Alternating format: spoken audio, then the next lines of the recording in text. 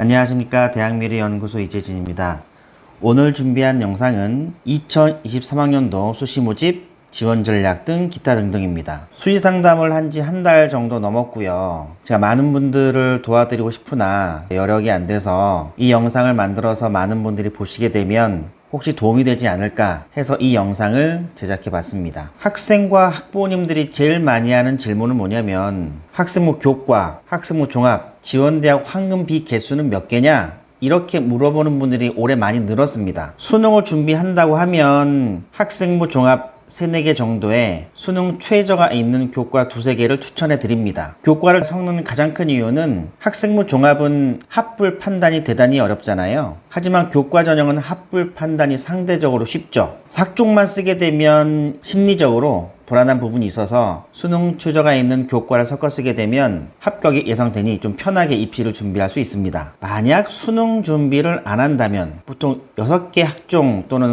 4학종에다가 최저 없는 교과를 2개 섞어 쓰는 것을 추천해 드리는데 이런 경우에는 재수가 거의 불가능해요. 왜냐하면 고3 때 수능을 준비해 본 경험이 없기 때문에 수능을 준비한다고 해도 굉장히 힘듭니다. 그래서 전문대 수시까지 지원해 보라고 의견을 드립니다. 보험장치를 여러 개 마련해 놓는 것이 좋습니다. 학생부 종합으로 안전하냐? 어떤 질문과 느낌이 비슷하냐면 모나리자 그림을 보고 이 그림이 아름답나요? 이렇게 물어보는 것하고 비슷해요. 정성평가기 때문에 누구는 이 서류가 좋게 보일 수도 있고 누구는 이 서류가 안 좋게 보일 수도 있거든요. 그래서 학생부 종합으로는 합불 판단이 어렵습니다. 예를 하나 들어드릴게요. 스카이 합격 가능한 학생이 건국대 지원 시 불합격일 수도 있어요. 또는 건국대 합격할 학생이 경기대까지 쓴다고 하면 과연 합격할까요? 이것도 알 수가 없는 거예요. 이게 학생부 종합의 맹점이자 장점이기도 합니다. 교과 전형으로 마지노선을 잡는 게 중요하다고 말씀드렸습니다. 또 이런 분도 있어요. 최근 3개년 입시 결과를 보면 합격이 가능할 것 같은데 이걸 믿어도 되냐? 이게 사실은 굉장히 위험한 지원 전략이거든요. 왜냐하면 수능 최저가 변하게 되면 작년과 올해는 다른 전형이에요. 작년 2개 합 6이고 올해 합 2개 합 7이다. 그럼 지원자풀이 바뀌기 때문에 서로 다른 전형이라 볼 수 있죠. 그래서 전년도 입시 결과를 신뢰하기가 대단히 어려운 거죠. 또 선발 방식의 변화. 가천대 지역균형 같은 경우에는 작년 일괄합산에서 올해 교과 6배수로 바뀌었잖아요. 작년과 다른 전형입니다. 작년에 입시 결과를 신뢰하기 대단히 어렵죠. 또 낮은 입시 결과.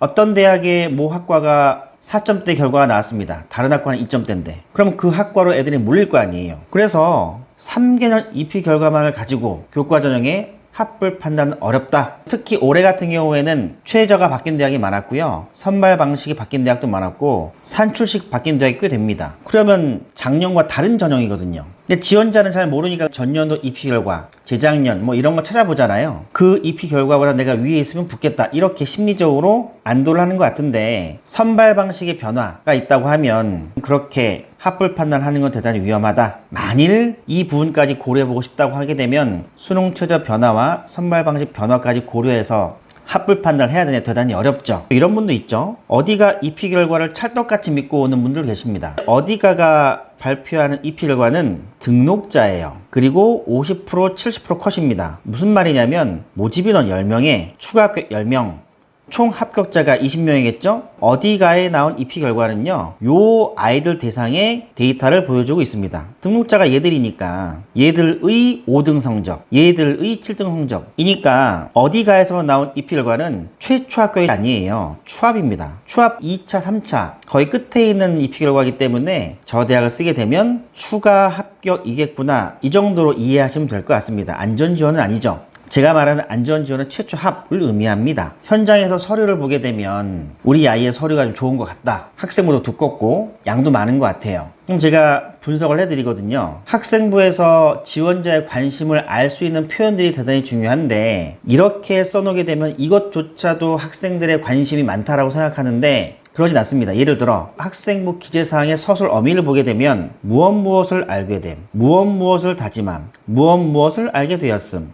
무엇의 계기가 됨, 무엇의 열정을 키움, 무엇을 노력함, 무엇의 발판을 마련함, 판단 근거도 없는 주관적인 표현일 뿐이잖아요. 이런 표현이 많다라고 해서 지원자의 관심을 알 수는 없는 거예요. 자기소개서 올해 마지막이죠. 자기소개서 작성 시에 두 가지를 의견 드리는데 1번이 뭐라고 되어 있냐면 진로와 관련하여 어떤 노력을 했는지 본인에게 의미가 있는 학습 경험과 교내 활동을 중심으로 기술해 주시기 바랍니다. 이렇게 돼 있잖아요. 그런데 읽어보게 되면 막연한 다짐들이 너무 많아요. 예를 들어 무엇과 무엇을 길러서 무엇에 걸맞는 무엇이 될 것입니다.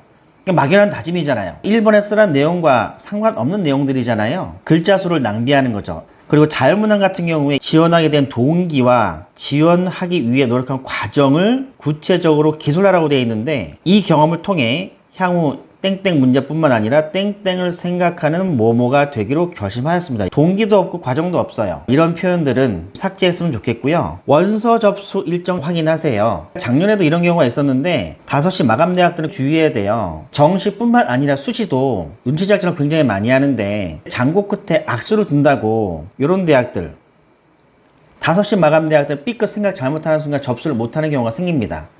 실제 작년에 제가 어떤 학생을 만났냐면 당무때를 쓸까 말까 고민하다가 저한테 5시 15분에 전화가 왔습니다. 아직도 학과를 결정 못했다고 연락이 왔어요. 제가 학생 단국대는 마감이 5시인데 아직까지 고민하면 어떡하느냐, 빨리 다른 대학을 찾아봐야 되겠다라고 제가 의견을 준 적이 있습니다. 원서 접수 일정, 특히 5시 마감 대학 확인하시고요. 그리고 올해 전년도 입시 결과를 믿으면 안 되는 대학들이 있어요. 수능 최저가 변경된 대학, 선발 방식이 바뀐 대학, 학생부 산출 방식이 변경된 대학입니다. 성균관대 학교장 추천, 이대 미래인재, 숭실대 학생부 우수자, 세종대 학생부 우수자, 서울과기대 고교 추천 등 최저가 바뀌었죠. 그리고 건국대 KU 지역균형, 가천대 지역균형, 연대미래 교과 우수자는 선발 방식이 바뀌었습니다. 상지대, 평택대, 협성대, 중부대, 고양 같은 경우에는 학생부 산출 방식이 바뀌었기 때문에 전년도 입시 결과를 그대로 받아들이고 지원 전략을 짜기에는 위험하다 말씀드립니다. 눈으로 본 등급과 산출식이 달라지는 대학들이 몇 개 있습니다. 한국외대, 등급 점수와 원점수를 활용한 점수에서 우수한 걸 사용하죠. 가천대, 우수한 학기 순으로 431을 반영합니다. 서울시립대, 기타 과목, 이것 때문에 손해보는 친구들이 좀 많아요. 그리고 서강대, 진로 선택 과목 비율,